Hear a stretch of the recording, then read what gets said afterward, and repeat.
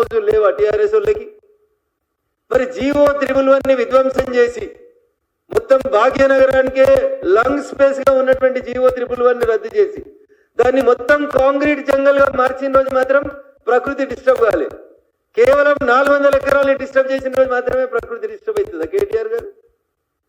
నేను మళ్ళీ చెప్తా ఉన్నా, కాంగ్రెస్ బీఆర్ఎస్ ఈ రెండు కూడా చాలాసార్లు చెప్పినా, ఇప్పుడు కూడా చెప్తున్నా, వీణా వాణిలాగా వీళ్ళిద్దరి మధ్యలో విడదీయరాని బంధం ఉంది. వాళ్ళిద్దరూ నానానికి ఒకరు బొమ్మ అయితే ఇంకొకరు బొరుసు. We cannot separate them. ఇద్దరి ఐడియాలు ఒకటే రకంగా ఉంటాయి, ఇద్దరి పాలసీలు ఒకటే రకంగా ఉంటాయి, ఇద్దరి మాటలు ఒకటే రకంగా ఉంటాయి. ఇద్దరికి సమదూరంగా ఉన్నటువంటి బీజేపీని ఈయన ఏమంటుండు, కాంగ్రెస్ బీజేపీ కుమ్ముక్కు కాలేదని నిరూపించుకోవాలని కేటీఆర్ మమ్మల్ని అడుగుతున్నాడు. ఇంతకంటే దారుణం ఏముంటుంది?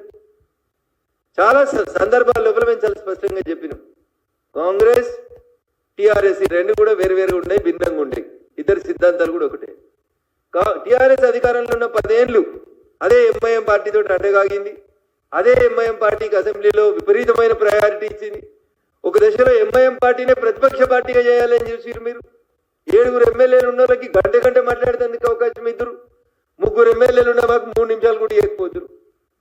మీరు కూడా అప్పుడు అక్బరుద్దీన్ గారు మీరు అనుమతిస్తే మాట్లాడతామని మీరు చెబుతురు. ఇప్పుడున్న ముఖ్యమంత్రి కూడా అదే చెప్తున్నాడు.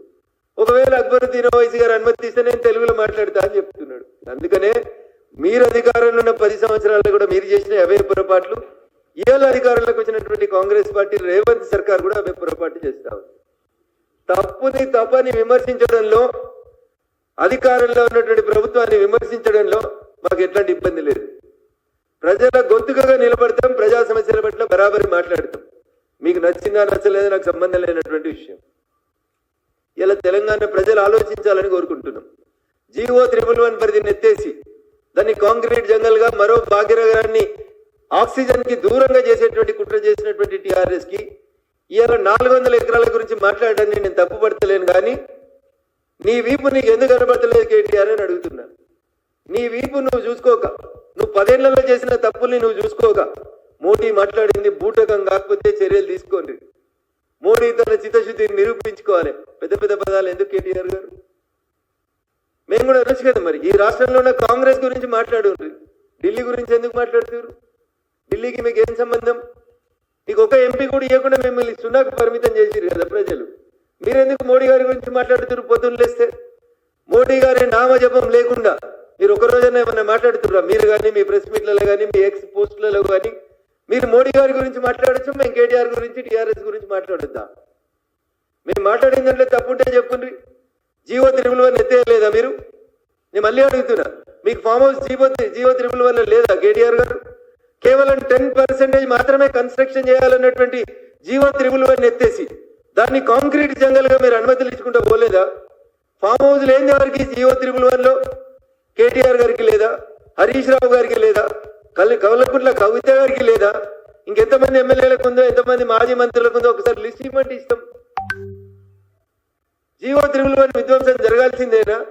పర్యావరణ సమతుల్యత నాశనం కావాల్సిందేనా? 400 ఎకరాల గురించి సుప్రీంకోర్టు మాట్లాడుతుంది, మేం మాట్లాడతాం. మీకేం సంబంధం ఉంది?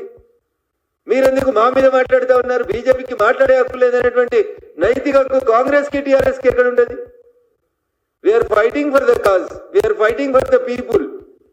తెలంగాణ రాష్ట్ర ప్రజల గొంతుకగా మేము నిలబడి మాట్లాడుతూ ఉంటే నీకు అవకాశం ఉన్నప్పుడల్లా అవకాశం ఉన్న రీతిలో మాట మార్చింది నువ్వు. తెలంగాణ సమాజానికి జరగకూడని నష్టమంతూ జరిగింది 10 ఏళ్లలోనే. మీరే మున్సిపల్ మంత్రి కదా కేటీఆర్ గారు. నేను ఒక సూటి ప్రశ్న అడుగుతా. స్ట్రాటజిక్ రోడ్ డెవలప్మెంట్ ప్లాన్లు ఉన్నటువంటి ప్రాంతాలలో రింగ్ రోడ్కి ఎక్కేటువంటి సర్కిల్ కాడ 50 ఫ్లోర్ల పర్మిషన్ ఇచ్చిరు. మీరు ఎట్లా ఇచ్చిరు కేటీఆర్ గారు? ఏం లేదా దాని వెనకాల మధ్యలో?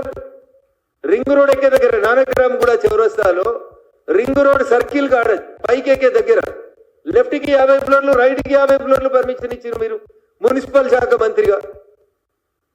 మీరు అనుమతించిన హైరైజ్ టవర్లలో ఎక్కడైనా 10 చెట్లు పెట్టింది చూపెట్టిరు మీరు? మీరెక్కడ కాపాడిరు పర్యావరణాన్ని?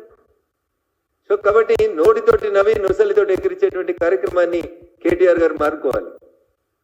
భారతీయ జనతా పార్టీ మీద, నరేంద్ర మోడీ గారి మీద మీరు ఇట్లే మాట్లాడితే మేము తప్పకుండా దానికి జవాబు చెప్తాం. మీకు ఇబ్బంది అనిపిస్తే మేమేం చేయలేము.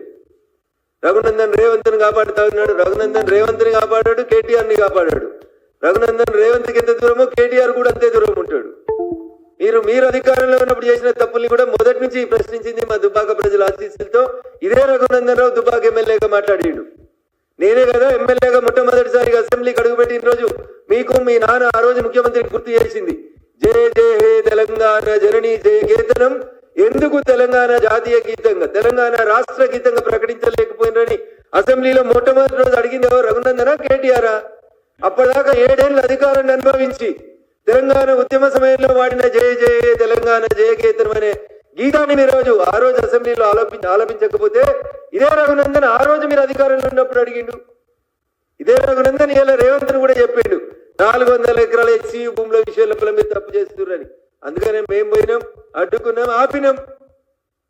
దానికి పొద్దున్న లేస్తే భారతీయ జనతా పార్టీ ఎంపీలు ఎవరో ఉన్నారు, 10 సార్లు అడిగినాం మేము.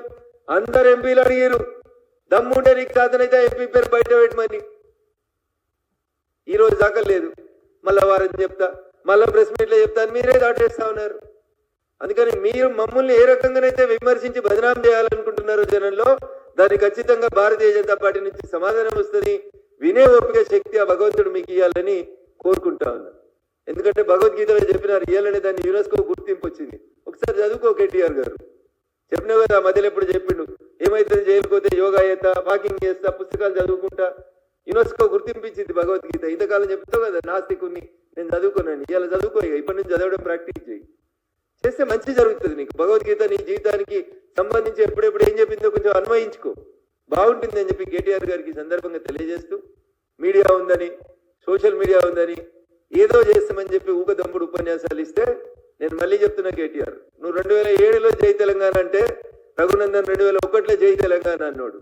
నువ్వు ఒక్కటంటే మోడీ గారిని భారతీయ జనతా పార్టీ నువ్వు ఒక్కటంటే 4 వినతందుకు సిద్ధంగా ఉండు. గాలి మాటలు కాదు, వాస్తవాలనే మాట్లాడిపోయేందుకు మేము సిద్ధంగా ఉన్నాం.